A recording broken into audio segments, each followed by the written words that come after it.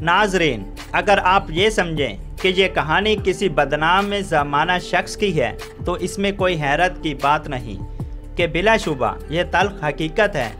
जब किसी इंसान से बॉलीवुड की तख्लीक करदा किरदारों में शामिल मशहूर बहरी कज़ाफ़ों के बारे में पूछा जाएगा तो वो सबसे पहले बारबरोसा का नाम लेगा, जो सुर्ख दाढ़ी, एक आंख, कटे हाथ और लकड़ी के पाँव का हामिल एक दरिंदा शख्स है और हमेशा तकरीबी बहरी कज़ाफ़ के किरदार में पेश किया जाता है।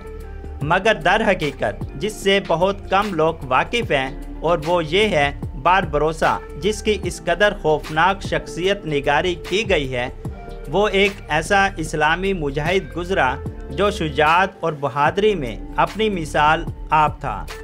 वो अल्लाह की राह में लड़ने वाला एक बुलंद किरदार और रहमदिल शख्स था, जो कभी किसी के खून का प्यासा नहीं था, बल्कि वो स्पेन के ज़ालिमों के हाथों अजाब का शिकार होने वाले हज़ारों मुसलमानों को बचाता था। खैरुद्दीन बारबरोसा के वालिद का नाम याकूब आगा और 3 भाइयों के नाम, जिन्हें दुनिया इसहाक, अरूज और इलियास के नाम से जानती है। खैरुद्दीन से बड़ा भाई उरूज अपनी सुर्ख दाढ़ी की वजह से बारबरोसा यानी सुर्ख दाढ़ी वाले के नाम से जाना जाता था।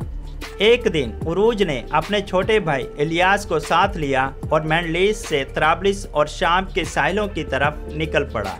उरूज का समंदरी सफ़र पुरसकून अंदाज में जारी था कि रिडोस जजीरे के सलीबी नाइट्स ने इस सफ़र में बिगाड़ पैदा कर दिया।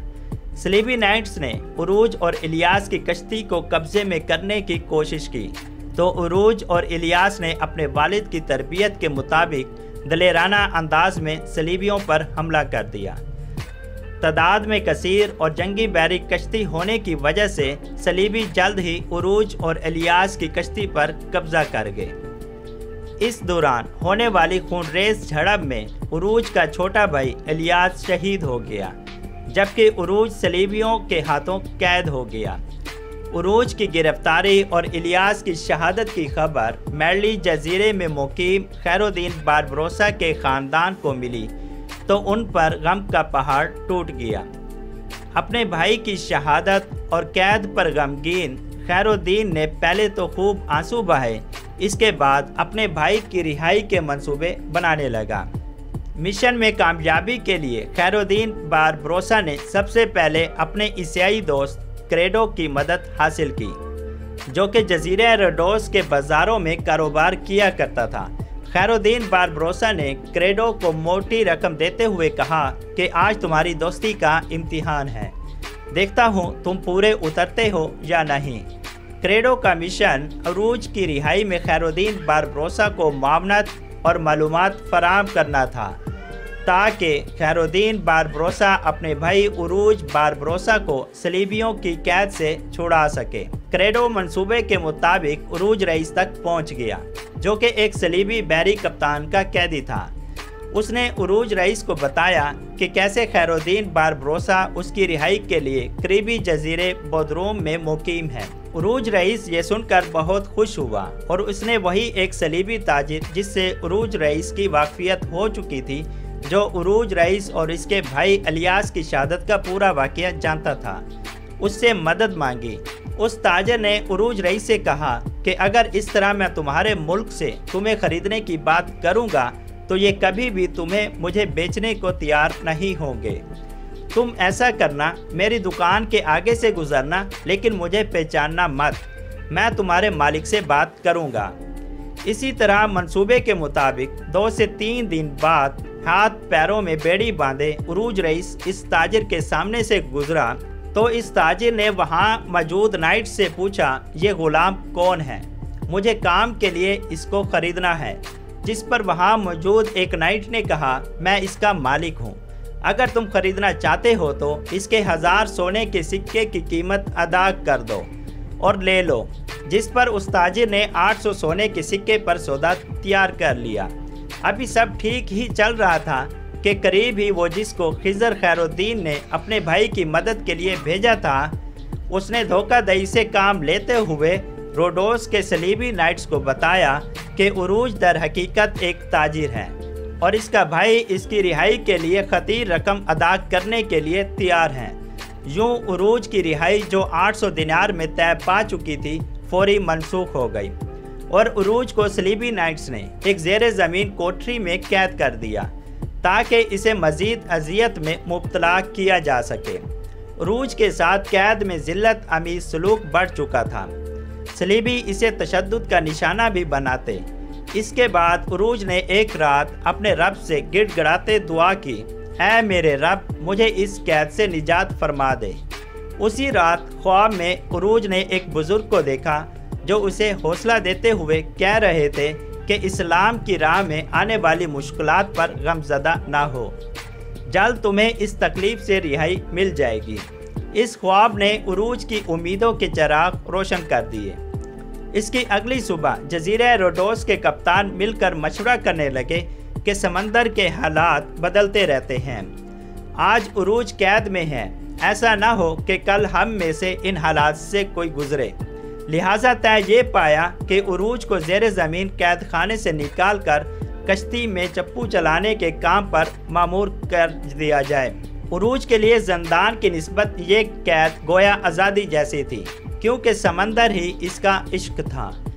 سمندر پہنچ کر عروج ہر وقت رہائی کے منصوبہ بناتا، مگر انتہائی نگرانی کے سبب اس سب پر عمل کرنا ناممکن تھا۔ مگر قدرت عروج پر مہربان تھی۔ عروج کی والدہ، بھائیوں، دوستوں اور خود اس کی دعائیں رنگ لانے والی تھیں۔ کئی سال کی قید کے بعد اللہ تعالیٰ نے اس کی رہائی کا وقت مقرر کر دیا تھا۔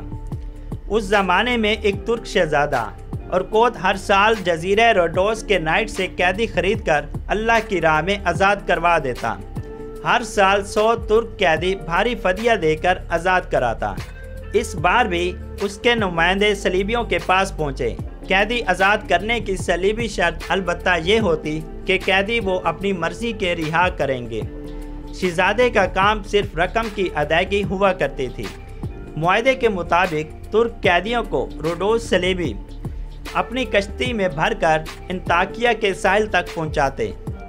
حسن اتفاق کے اس بار قیدیوں کی منتقلی کے لیے جس کشتی کا انتخاب ہوا، اس کے چپو چلانے والوں میں عروج بھی شامل تھا۔ صلیبیوں نے عروج کو بھاری رقم ملنے کے سبب آزاد کردہ قیدیوں میں نہیں رکھا تھا۔ عروج رومن زبان بھی بولنا جانتا تھا۔ ایک دن روڈوس کپتان سے گفتگو میں اس سے عیسائیت قبول کرنے کی دعوت دی گئی، جسے رد کرتے ہوئے عروج نے کہا کہ اے جنونیوں، ہر شخص اپنے دین کو پسند کرتا ہے۔ کیا کوئی نبی کریم صلی اللہ علیہ وآلہ وسلم سے بھی افضل ہے جس پر میں ایمان لے آؤں؟ کشتی انطالیہ کے قریبی ساحل پہ لنگر انداز ہو گئی اور 100 ترک قیدی شہزادے ارکوت کے نمائندہ حاجب کے حوالے کر دیے گئے۔ اسی روز اچانک سمندر میں طوفان آ گیا اور طوفانی ہوا چلنے لگی۔ ایسے میں سمندر کا سفر خاصا خطرناک ہو سکتا تھا، تو صلیبیوں نے سفر کو ٹالتے ہوئے اگلے دن روانہ ہونے کا فیصلہ کیا۔ صلیبی نائٹس نے جہاز سے چھوٹی سی کشتی اتار کر قریب ہی مچھلی کے شکار کا فیصلہ کیا۔ عروج کی خوش قسمتی کے صلیبیوں کی کشتی طوفان میں گر گئی اور جہاز تک نہ آ سکی۔ عروج کو اپنی طویل قید کے دوران پہلی بار فرار ہونے کا بہترین موقع مل رہا تھا، اور اس جیسا بہادر اس موقع کو کبھی بھی ضائع نہیں کر سکتا تھا۔ رات کے اندھیرے گہرے ہوئے تو عروج نے اپنی بندشیں کھولی اور اللہ کا نام لے کر سمندر کی بپھری موجوں میں اتر گیا۔ قدرت پوری طرح عروج پر مہربان تھی۔ اس کی تکلیف ختم ہونے کا وقت قریب آ چکا تھا۔ سمندری طوفان اور موجوں سے لڑتے ہمت اور حوصلے کے ساتھ تیرتے ہوئے عروج ایک ساحلی ترک بستی کے پاس پہنچ چکا تھا۔ ساحل پر پہنچ کر عروج نے سجدہ شکر ادا کیا۔ بستی میں داخل ہوتے ہوئے اسے ایک بڑھیا ملی، جس نے اس کی بری حالت دیکھ کر اپنے گھر میں مہمان بنا لیا۔ عروج کی کہانی جو ہی بستی والوں کو پتہ چلی تو وہ آپس میں عروج کی میزبانی کے لیے جھگڑنے لگے۔ 10 دن اس بستی میں گزار کر عروج نے ان کا شکریہ ادا کیا اور اپنے جزیرے مینڈلی کی طرف چل پڑا۔ ناظرین، ایک مرتبہ خلافت عثمانیہ کے خلیفہ سلیم اول اور البانیہ سے تعلق رکھنے والے عظیم مسلمان بحری لیڈر عروج کے درمیان بات چیت ہوئی۔ عثمانی خلیفہ نے امیر البحر عروج کو طلب کر کے انہیں وہ خطوط دکھائے جو اسپین کے مظلوم مسلمانوں نے گرجا گھروں سے تنگ و تاریک کے اخوت خانوں میں بیٹھ کر لکھے تھے۔ چنانچہ خلیفہ نے عروج کو ایک ایسا مشن سونپا جو کہ بظاہر ناممکن تھا، اور اس مشن کو سر کرنے کے لیے اپنی حکمت عملی بھی بتائی، جس کا خلاصہ کچھ یوں تھا: بحری فوج کی قیادت عروج کریں گے جو ترکی میں بحر مسود کے مشرقی حدود سے روانہ ہوگی اور اندلس میں بحر متوسط کے مغربی ساحلوں میں لنگر انداز ہوگی۔ اس راستے میں اسپین، پرتگال، سینٹ جون کے بحری جہاز اور اٹلی کے بحری صلیبی فوجوں سے آمنا سامنا ہوگا۔